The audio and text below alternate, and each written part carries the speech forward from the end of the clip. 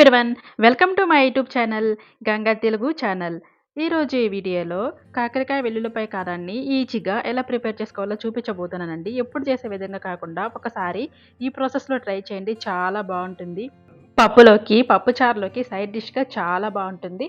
వేడి వేడి అన్నంలో కొంచెం నెయ్యి వేసుకొని ఈ కారం వేసుకొని తింటే చాలా అంటే చాలా బాగుంటుంది. ఒకసారి ఈ ప్రాసెస్లో ట్రై చేసి చూడండి.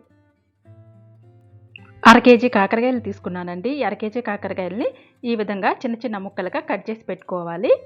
ఇప్పుడు మనం దీనికి కావాల్సిన కారాన్ని ప్రిపేర్ చేసుకుందాం. ఒక మిక్సీ జార్ తీసుకొని అందులోకి 3 టేబుల్ స్పూన్ల దాకా కారం తీసుకోవాలి. తర్వాత రుచికి సరిపడినంత ఉప్పు వేసుకోవాలి. ఇప్పుడు ఒక వెల్లుల్లిపాయని ఈ విధంగా రెమ్మలుగా తీసుకోవాలి. ఇప్పుడు కొంచెం బెల్లం వేసుకోవాలి. ఈ బెల్లం వేసుకోవటం వల్ల కొంచెం మనకి ఆ చేదుదనం అనేది తగ్గుతుంది. ఇప్పుడు ఈ మిశ్రమాన్ని మొత్తాన్ని మనం మిక్సీ పట్టుకోవాలి. చూసారా, ఈ విధంగా మనం కారాన్ని ప్రిపేర్ చేసుకొని పక్కన పెట్టుకోవాలి.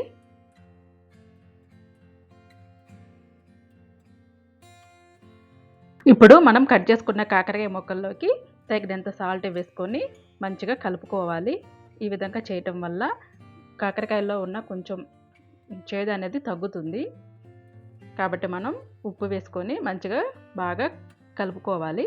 కొంచెం చేదు తగ్గుతుంది.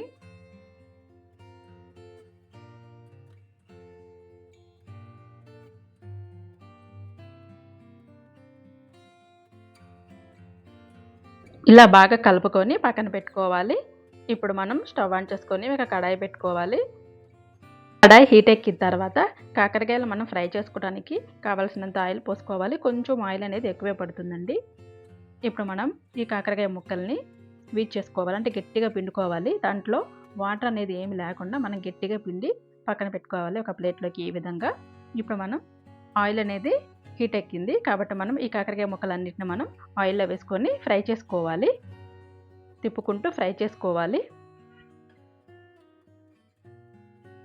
మరి ఎక్కువగా మాడనీయకుండా మనం తిప్పుకుంటూ ఫ్రై చేసుకోవాలి.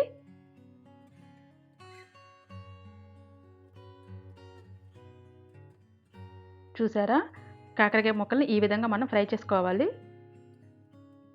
మరి ఎక్కువ అయితే మాడిపోతాయి. చాలు, ఈ విధంగా మనం ఫ్రై చేసుకోవాలి. ఇప్పుడు మనం ఇవి ఒక ప్లేట్లోకి తీసుకుందాం. చూడండి, మంచిగా ఫ్రై అయిపోయినాయి. ఇక మాడిపోతాయి లేకపోతే తర్వాత. ఇప్పుడు మనం దీన్ని ఒక ప్లేట్లోకి తీసుకుందాం. ఇప్పుడు అదే కడాయిలోకి ఒక 2 ఎండుమిరపకాయలు తుంచి వేసుకోవాలి. వీటిని మనం ఫ్రై చేసుకోవాలి. ఇప్పుడు తాలింపు గింజలను కూడా వేసుకొని మంచిగా ఫ్రై చేసుకోవాలి.